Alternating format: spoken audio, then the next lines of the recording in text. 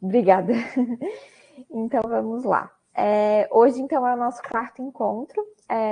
A gente vai abordar, bem especificamente ainda, a metodologia de gestão de riscos da Universidade Federal de Santa Catarina e, mais especificamente, a etapa de elaboração do mapa de riscos, que é um agrupamento de fases que que visa elaborar, realmente listar todos os eventos de risco e fazer sua avaliação e verificar que tipo de resposta que a gente dá para eles. Então, esse vai ser o nosso primeiro bloco de atividades nesse sentido. Revisando um pouquinho, então, do que a gente já conversou na aula passada. Hoje vocês vão trabalhar, se vocês forem navegando ali pela planilha lateralmente, vocês vão ver que ela tem 3 cores. Começa pelo verde, depois vai para o vermelho, depois vai para o azul. Hoje nós vamos focar naquela parte toda em verde ali da planilha, e nas outras oficinas a gente vai para as outras partes. Então, essa parte que está toda em verde é a parte que a gente chama de mapa de risco, que reúne todas as informações centrais relacionadas aos eventos de risco que forem sendo mapeados. Então, nós vamos desdobrar e desenvolver essa planilha como um todo hoje. Antes disso, só para resgatar um pouquinho das etapas ali metodológicas, vocês lembram que a gente comentou que havia a etapa da análise do ambiente interno, né? Essa etapa a gente não vai focar aqui na nossa oficina, porque é uma etapa mais qualitativa, mais descritiva, que também demandaria um tempo extra, e eu acho que a gente precisa focar no core assim, do nosso curso, que é a parte de gestão de riscos, essa etapa de diagnóstico de ambiente interno.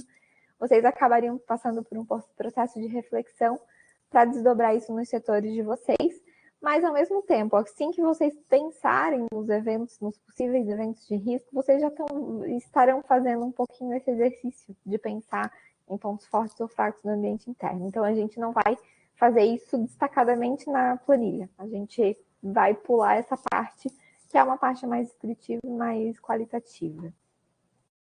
A segunda etapa é a de fixação de objetivos. Como eu havia mencionado na aula passada, nós temos o... Deixa só eu ver uma coisinha aqui.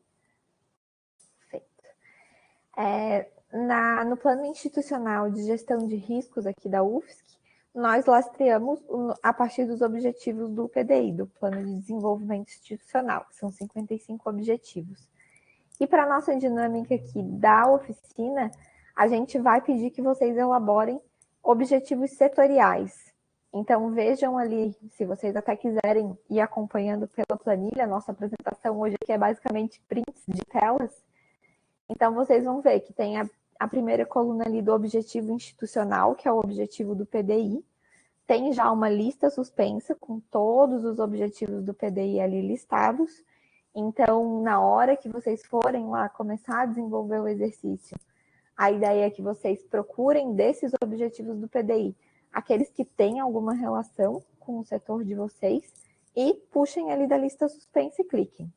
E na sequência, elaborem um objetivo setorial que traga um recorte para esse objetivo institucional, um recorte bem mais específico ao contexto do setor de vocês.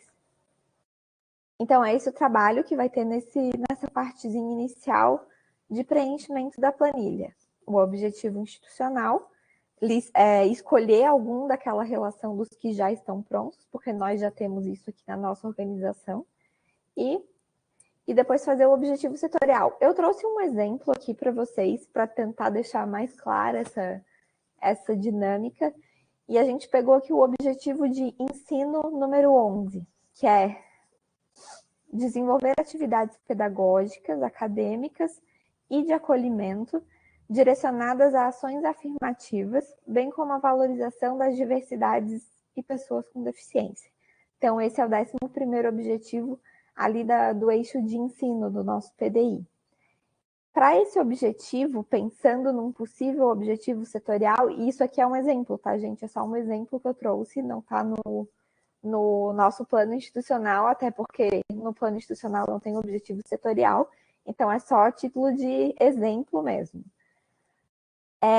Como objetivo setorial, então a gente pensou em algum recorte para trazer para vocês e a gente trouxe esse daqui. Viabilizar condições de ensino que assegurem a equidade de pessoas com deficiência. Então, esse seria um possível objetivo setorial. Mais adiante ali vocês vão ver que daí estaria alocado a atual PROAF agora, né? Então, esse poderia ser um desdobramento de um objetivo institucional para um objetivo um pouco mais setorial. Então, é um pequeno recorte que a gente faz para dar um direcionamento um pouco melhor, dependendo do setor a que ele se refere. Então, essas duas primeiras colunas, essa é a lógica de preenchimento. Vocês têm uma relação extensa ali dos objetivos institucionais, nós temos os de ensino, os de pesquisa, de extensão, temos também os de gestão e os de governança. E vocês vão verificar, por exemplo, tem algumas áreas, a gente trabalha com temas transversalizados, né? Por exemplo, internacionalização, sustentabilidade, tem vários temas que são transversais e que vocês vão perceber que aparecem em todas essas 5 principais dimensões assim, ali do nosso PDI. Então, vocês podem escolher aqueles que mais têm alguma aderência com a dinâmica do setor de vocês. E, na sequência, elaborar esse objetivo setorial. Assim que vocês fizerem esse objetivo setorial, e lembrem-se, quando a gente constrói um... Deixa eu só ver se eu coloquei aqui. Ah, não, eu não coloquei. Quando a gente constrói um objetivo, iniciar sempre com o verbo no infinitivo, né? Viabilizar, implementar, desenvolver, fomentar, enfim. A estrutura de redação pode parecer... Pode, se quiser, pode utilizar só um dos objetivos do PDI para desenvolver os exemplos. Isso não tem problema nenhum. Quando eu peço para vocês cuidarem com a forma, assim, o jeito de escrever, pode parecer um pouco de preciosismo, mas essa questão dá uma coerência, de uma forma geral, metodológica para o instrumento como um todo. Então, iniciar sempre com o verbo no infinitivo, para não dar uma quebra, assim, de leitura do documento. E são questõezinhas que são detalhes, mas quando a gente pega uma planilha com 200 eventos de risco, ou 200 objetivos, ou 50 objetivos, é algo que faz diferença, porque a gente tem uma cadência de raciocínio ali quando a gente vai ler essa informação, né? Então, elaborem o objetivo considerando isso. E sempre pensando qual é realmente o objetivo do setor de vocês. Vai ter alguns objetivos mais setoriais. Quando a gente pensa em objetivos, tem a possibilidade, não são processos rotineiros, então pensem um pouquinho, num grau um pouquinho mais amplo, sabe? Não é fazer, executar algum processo rotineiro, por exemplo, executar as matrículas em tempo hábil, algo nesse sentido. Tentem pensar em algo que possa trazer um elemento que agregue no desempenho do setor, que melhore o desempenho do setor de alguma forma. Quando a gente fala de objetivos, é algo que a gente quer tentar subir um degrau para melhorar o desempenho de alguma forma, algo que a gente pretende alcançar, ou seja, não que a gente já faz hoje. Então, quando vocês forem pensar, já é um trabalhinho de reflexão, assim, juntando com a temática de planejamento estratégico, quando a gente pensa nesse sentido. Não vai ser um objetivo necessariamente estratégico, vai ser um objetivo mais tático ou operacional, mas tentem pensar nesse sentido, de agregar algum ganho de desempenho na viabilização das atividades do setor de vocês, né? Salva por aí já tem um pouquinho de desafio, assim, também, por isso que é legal depois vocês discutirem, conversarem. Tem duplas aqui que estão do mesmo setor, então isso fica interessante. Tem duplas que estão de setores diferentes, e essa troca sobre as diferentes atribuições também pode ser rica. Identificados esses objetivos com o recorte setorial, lastreados nos objetivos do PDI, a gente passa a fazer aquele processo de brainstorming para identificar os eventos de risco propriamente ditos. E daí, lembrem-se, né, como a gente tinha conversado na aula passada, é um processo de brainstorming, de reflexão, de pensar possíveis eventos de risco. Não são situações que já estão acontecendo, mas são situações que podem acontecer e que, se elas acontecerem, elas vão comprometer o alcance daquele objetivo setorial que vocês definiram. Então, é mapear possíveis riscos à consecução daquele objetivo. Então, é esse o processo que vocês têm que fazer. Existem algumas perguntas âncora, assim, que a gente traz, deixa eu até confirmar. Essas perguntas estão ali na linha 7 da planilha, se vocês verificarem. Tem algumas perguntas auxiliares. Então, quais eventos de risco podem evitar o alcance do objetivo, podem atrasar, prejudicar, impedir, enfim, que podem comprometer de alguma forma a consecução daquele objetivo. Então, pensem nesse sentido, assim. Tem alguns eventos de risco que vocês vão perceber que estão muito lastreados em algum contexto externo, mas também tem eventos de risco que podem ter alguma causa interna, dependendo de, por exemplo, um outro setor da instituição. Então, tem algum evento de risco que pode ser lastrado no comportamento de pessoas. Então, as esferas que vocês mapeiam isso são diversas. Um ponto de ajuda que normalmente a gente pensa nesse processo é pensar um pouco em função ali das tipologias de risco. A gente vai ver ali mais adiante, mas são as tipologias do risco operacional, financeiro, legal, de imagem. Então, se vocês precisarem, não estou conseguindo pensar em nenhum evento de risco, deem uma olhada ali na coluna de classificação, que é a coluna H, e vejam as tipologias. Daí, às vezes, cria algum gatilho para vocês pensarem em algum risco relacionado. Então, é nesse sentido que é para fazer essa construção dos eventos de risco.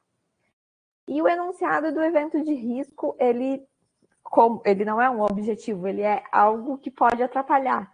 Então, vai iniciar por uma questão, vai ser uma frase enunciativa. Então, aqui, por exemplo, nesse exemplo que a gente trouxe, o evento de risco é dificuldade de acolhimento a pessoas com deficiência. Ou seja, esse é um risco. Se a gente tiver essa dificuldade de acolher pessoas com deficiência, isso vai comprometer o alcance daquele objetivo ali de viabilizar as condições de ensino que assegurem a equidade de pessoas com deficiência. Então, a forma de escrever esse objetivo também é uma frase curta que denota realmente o que pode acontecer, qual é o problema, né? Qual é a situação problema ou a situação risco que vocês pensaram.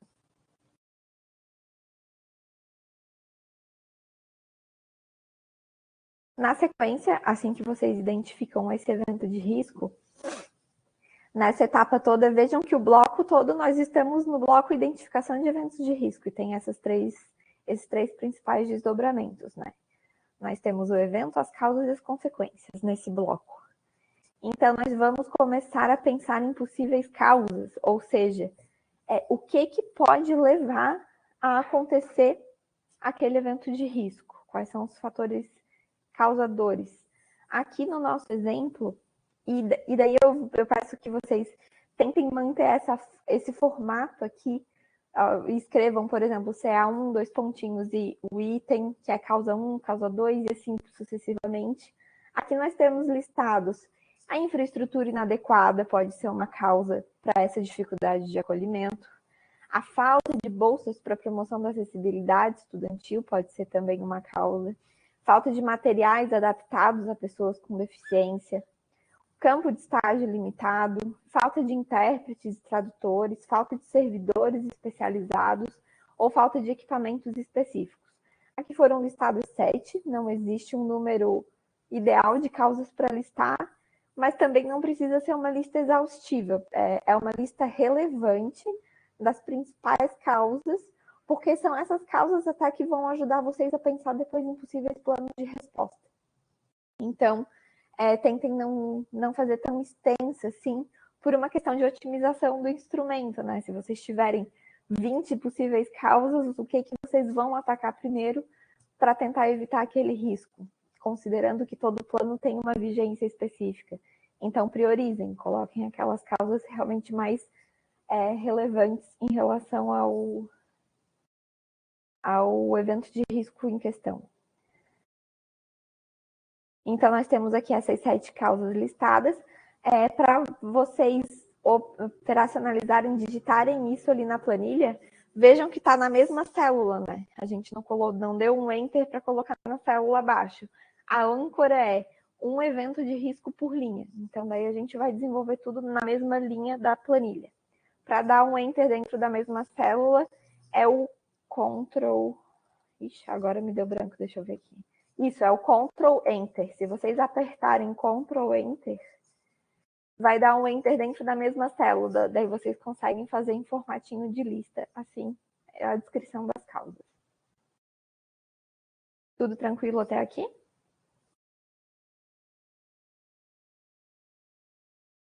Na sequência, além de pensar nas causas, ou seja, o que pode dar origem àquele risco ali, a gente pensa também nas consequências, que é, se o evento de risco acontecer, de fato, o que isso pode causar?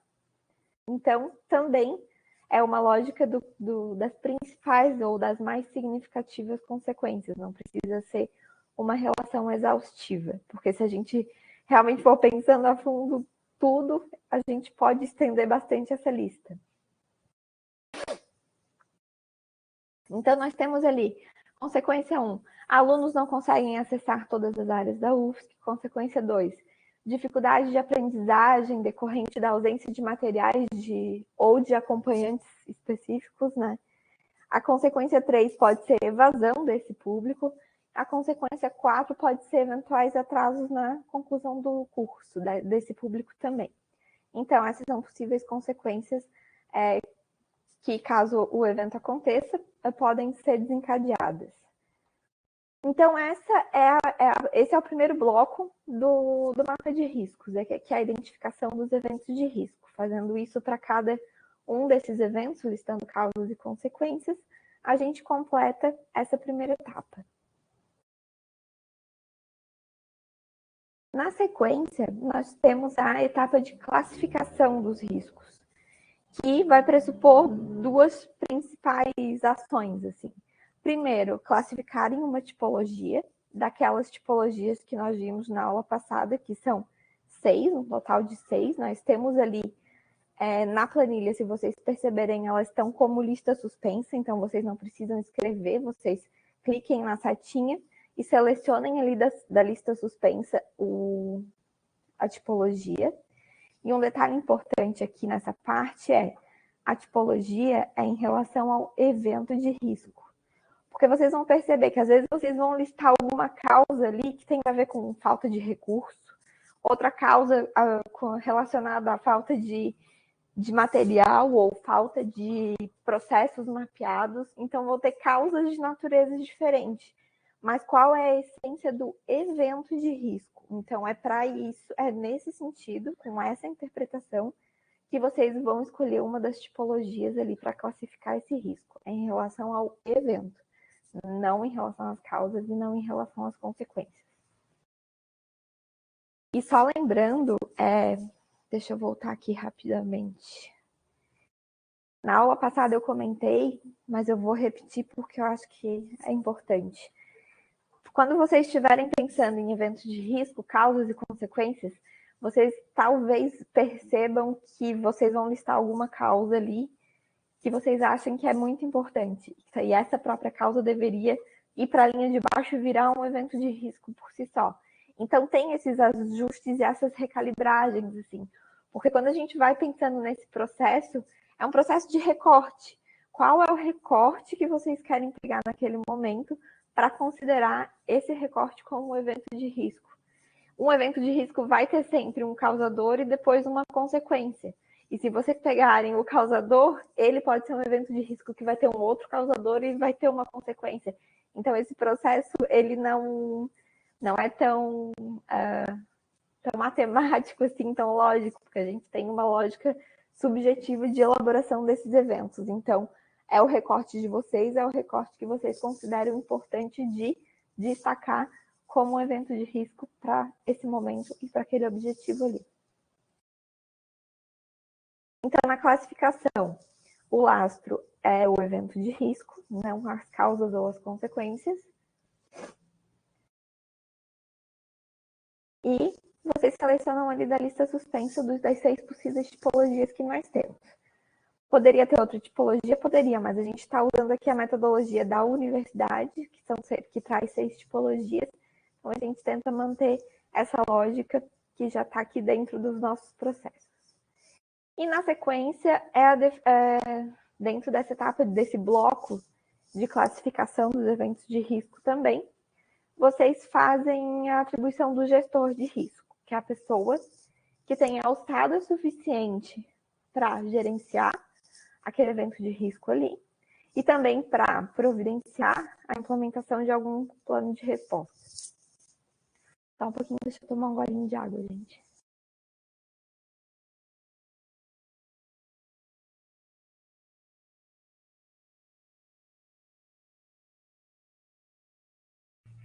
Então, aqui no caso, a gente colocou a PROAF.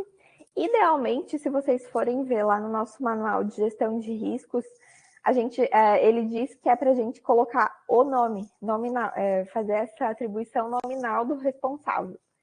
Então, seria a pessoa à frente da PROAF. Mas aqui, em termos de operacionalização, para não ter que ficar fazendo atualizações constantes nesse sentido, a gente acaba botando só o nome do setor, mas já se pressupõe que o gestor de risco é a pessoa responsável por aquela pasta em questão.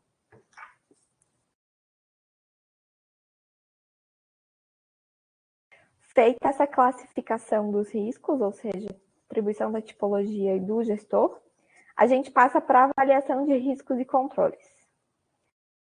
E essa etapa, se vocês lembram da aula passada, a gente tem 3 grandes blocos, né? Num primeiro momento, a gente faz a avaliação do risco inerente, que é aquele risco cru, digamos assim, aquele risco que existe no ambiente, sem considerar qualquer providência, qualquer questão feita pela organização.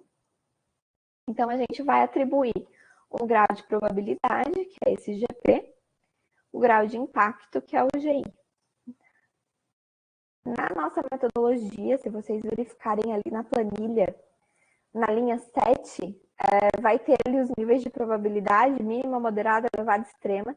E se vocês pararem com o cursor um pouquinho em cima dessa célula, tem a descrição de cada uma delas, só para vocês entenderem um pouquinho melhor e terem mais informação. E na hora de preencher o número ali, é só selecionar na lista suspensa a seleção ali de 1 a 4.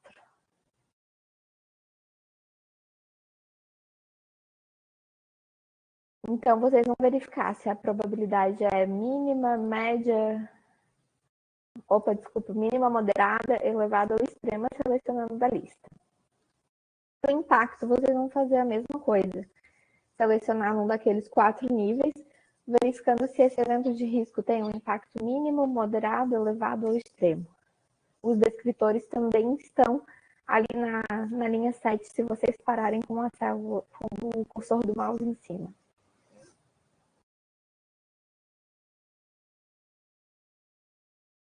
Continuando, à medida que vocês preencherem essas 2 colunas, o grau de probabilidade de impacto, vocês vão verificar que o nível do risco inerente vai se preencher sozinho, porque é uma multiplicação daqueles 2 anteriores ali. Então, aqui para o nosso caso, a gente tem um nível de risco inerente 9, e a avaliação também vai ser preenchida automaticamente, porque é uma condicional. Então, automaticamente a planilha vai dizer que o risco é avaliado como um risco indesejável, certo?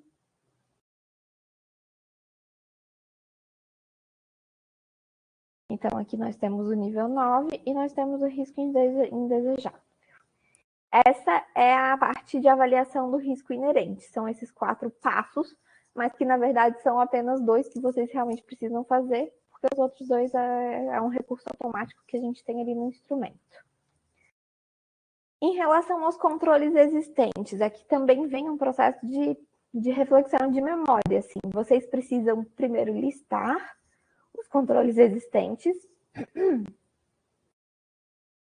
ou seja, o que é feito atualmente pelo setor que pode reduzir a chance daquele evento acontecer ou evitar que ele aconteça. Então, todas as políticas, as normativas, os processos, os formulários, os checklists, os controles que vocês têm, que podem ajudar a evitar que aquele risco se concretize. Aqui, por exemplo, foram listados em itens mesmo, vocês podem numerar em forma de itens, dando aquele Ctrl Enter ali para fazer em formato de lista dentro da mesma célula. Então tem ali, por exemplo, oferta de bolsas para promoção de acessibilidade, o projeto Folders Acessíveis, o percentual de reserva de vagas do PIB para alunos com deficiência. Então esses já são alguns controles que a universidade dispõe para evitar que haja dificuldade no acolhimento de pessoas com deficiência, que é o evento de risco. Então, é esse processo que vocês vão pensar, assim, o que a gente tem hoje para evitar que aquilo lhe aconteça. Eventualmente, pode ter algum evento de risco que vocês mapeiem e que vocês vejam, nossa, a gente não está fazendo nada em relação a isso. Então, vocês vão deixar vazio esse campo de descrição dos controles. E na sequência, na coluna aqui do lado, vocês vão atribuir um nível para esse controle. Os níveis são 5. Vocês vão ver lá na planilha também que tem a descrição ali desses níveis.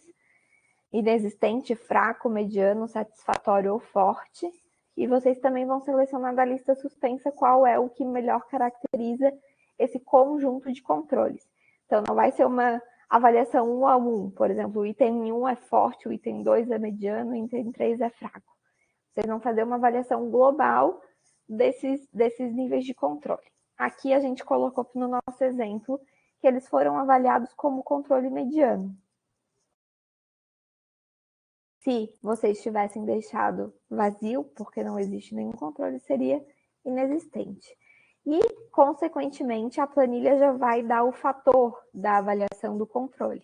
Para esse caso de um controle mediano, é o fator 0,6 que vai aparecer ali automaticamente. Então, vocês não vão precisar preencher nada, porque isso é uma consequência metodológica da escolha do nível de controle.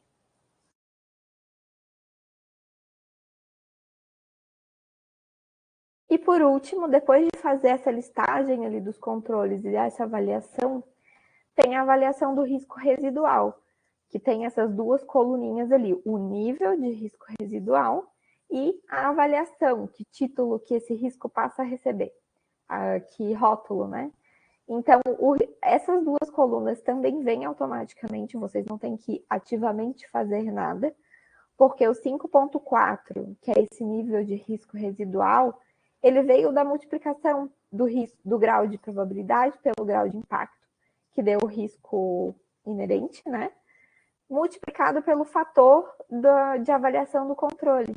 Então, nós tínhamos lá no início 9, que era o risco inerente.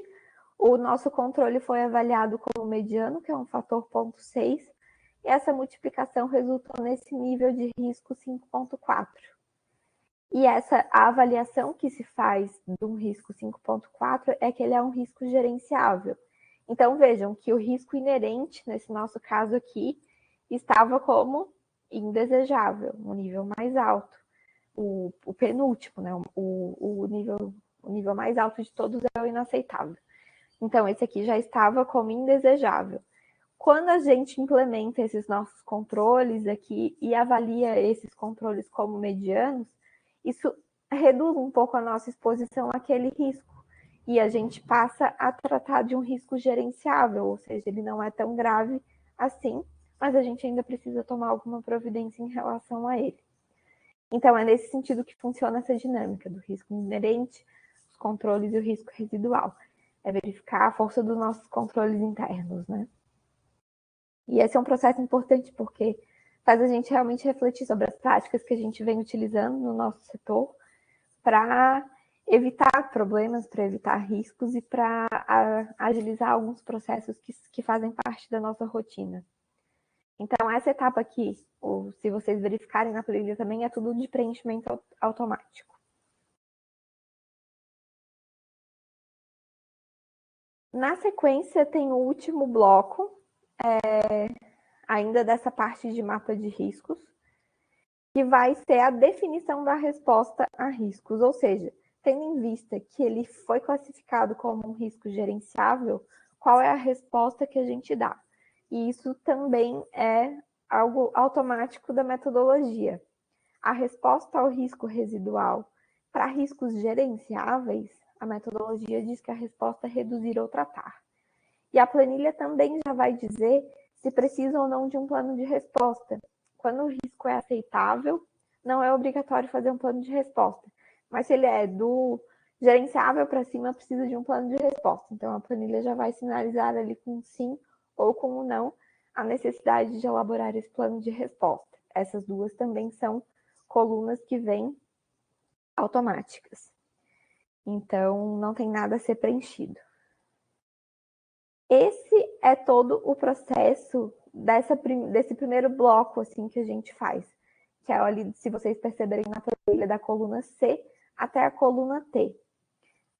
A gente, então, agora vai para a parte prática ali da oficina. Eu só queria ver se alguém ficou com alguma dúvida nessa minha explicação, nesse primeiro momento, antes de necessariamente fazer os exercícios, mas ficou alguma dúvida mais teórica, assim, que vocês queiram esclarecer.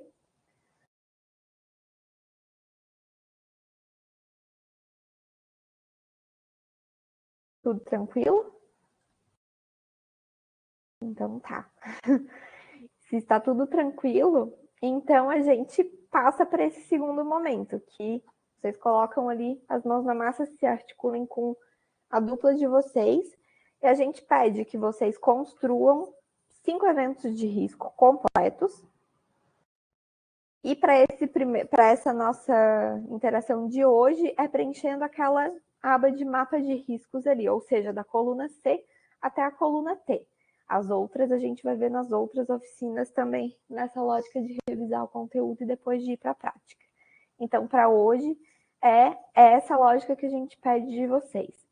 Em relação aos eventos de risco, tem gente que está no mesmo setor, então esse processo vai ser confluente, convergente, vocês vão poder pensar em mesmos objetivos e mesmos eventos de risco, mas para aqueles que estão em contextos diferentes, vocês podem, se quiserem, porque é difícil a gente pensar pelo outro ou pela vivência do outro, porque a gente não tem essa prática. Então, podem fazer 2 de um setor, 2 de outro, e irem discutindo, um opinando no evento de risco do outro e dando contribuições para tentar deixar o mais completinhos o possível. Assim, é esse processo de discussão que a gente quer trabalhar com vocês. Então, fiquem à vontade para fazer dessa forma, não precisam ser eventos de risco de um recorte só, pode ter de recortes diferentes dependendo dos setores de vocês. Então, agora, fiquem à vontade para ir para as salas de duplas, para discutir, elaborar essas planilhas ali. Como a gente já havia combinado antes, nós vamos ficar aqui nessa sala principal até as 4 da tarde, o nosso período habitual ali de encontro de 2 horas, então das 14 às 16, então eu vou ficar por aqui acompanhando vocês, vou ficar ali olhando a planilha. Eventualmente, se vocês perceberem, talvez eu deixe um comentário ou outro numa célula, se a célula de repente aparecer pintada de outra corzinha, é porque eu deixei algum comentáriozinho ali de algum ponto para vocês verificarem. E se surgir alguma dúvida, é só me chamar também aqui nessa sala principal, que eu tento ajudar vocês a resolver essa dúvida. A gente fica então aqui até às 16 e depois aquele horário de 16 a 17 que a gente coloca no nosso cronograma é um horário assíncrono que a gente diz. Então, se vocês não conseguirem terminar tudo até as 4, vocês podem alocar algum outro horário que fique melhor para vocês conseguirem concluir esse primeiro bloco de oficina. Tudo bem?